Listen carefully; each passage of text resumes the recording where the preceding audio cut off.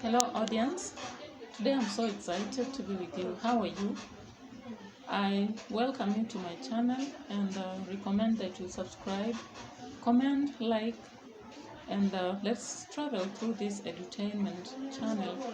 There's a lot that I've been sharing out there with people, and today I want to explore something about learning in class and the students' comfort. Now, I realized that there are aspects of physical comfort whereby, for example, the students should be fine and not unwell and what have you. And so, when a student is comfortable in class, like they are not sick at all, then you find that they participate actively in class. There are also other aspects of physical. Let's say they've eaten. During lunchtime, most times when you're in class, you find the huddle because students do not really pay attention in class. But when they have eaten and they are full, most of them do. Sometimes when they have eaten and they are too full, again, there is physical discomfort because remember, when you're too full, you cannot pay attention. I think most of you can agree with me that when you have a full stomach, sometimes you find yourself, yawning and sleeping. Now, when you're in class, there are several symptoms you see among students. There are students who will lean on the table, maybe because they are uncomfortable, their stomachs are too full, or they are empty.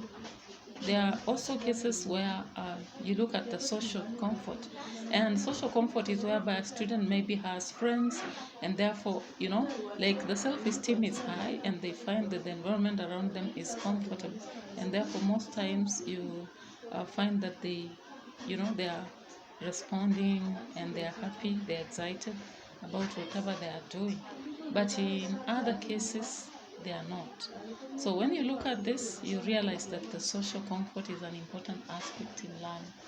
Now, there are situations where family, you find students in schools, some of them are depressed, and you can see symptoms like they're restless, they would want to go to the toilets most times.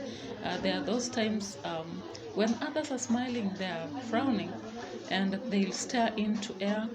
Um, and therefore, you realize the student is either socially uncomfortable, maybe back at home, maybe in the school they are feeling like they are molested, maybe they are being abused back at home. So you'll find that at no point do they trust somebody, whether it's in class or outside class. So they may even avoid activities like co-curricular, and therefore they may not go to the field even when you insist. So if you see such signs among students and you're a teacher, you need to get close to such students so that you help. Now, sometimes we go to classes when you want to teach English and literature, but you find the class cannot just be taught. Do you proceed? No. As a teacher, you have to stop and counsel first, even though you're not a counselor and you have nothing to do with counseling, but you read the mood around, the atmosphere, and therefore you start talking about the possible challenges that might be causing these students not to be comfortable with the class. Some physical discomfort come from us as teachers. Maybe you've had your own challenges back at home. You may be having challenges with fellow teachers or the school in general. Maybe that situations in the school are quite tough.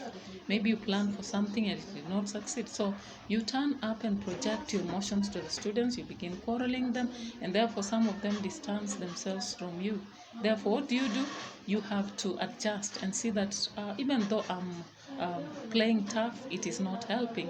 So when you are teaching, you realize you are just alone, and that is the moment you have to ask yourself, why am I talking and they are not responding? Why am I talking and they feel distanced? And maybe why am I cracking jokes and they cannot laugh? That is a signal to send to you to tell you that you need to change the methodologies or how you handle the students or your relationship with them. There is a time when I started teaching, I was quite harsh, and whenever I went to class, I was a no-nonsense teacher. So it's like I want them to respond, I want them to listen, and then I just realized, oh no, it can't happen like that. You cannot force content on students. Make sure they are comfortable first. Are they comfortable with you? Can they approach you and even ask questions? Sometimes allow them to get to you with personal questions, and they will listen to you. There is economic comfort. especially students who are in boarding school. I've noted that most of them would want to be, like have some little money from the parents, and if not, maybe within the school there should be a kitty taking care of that. And so out of that, they will be comfortable because they feel they have the needs that they need, and they are equally just like the rest. Maybe when they are coming to school, they know that they have to pay for some things. So as parents, maybe teachers feel some books are necessary. They feel like some material, let's say calculator, we have other items in mathematics, in the languages, and what have you. And for you as a parent, what you just say is these teachers need money. Most times, it's not just teachers. Like personally in my department, we have a lot of things we ask of students.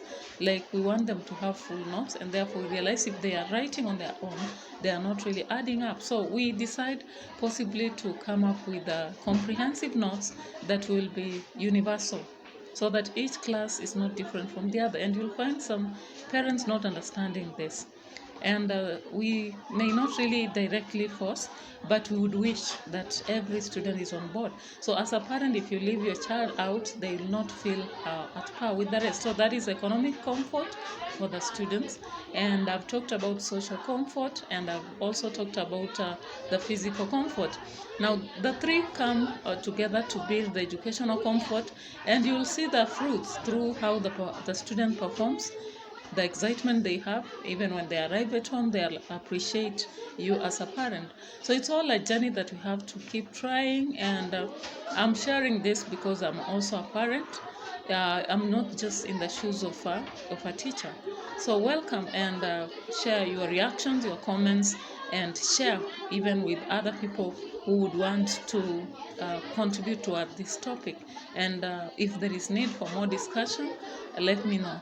So welcome, and I wish to talk to you more about matters of education, because on edutainment for us, that's what we aim to have. Bye bye.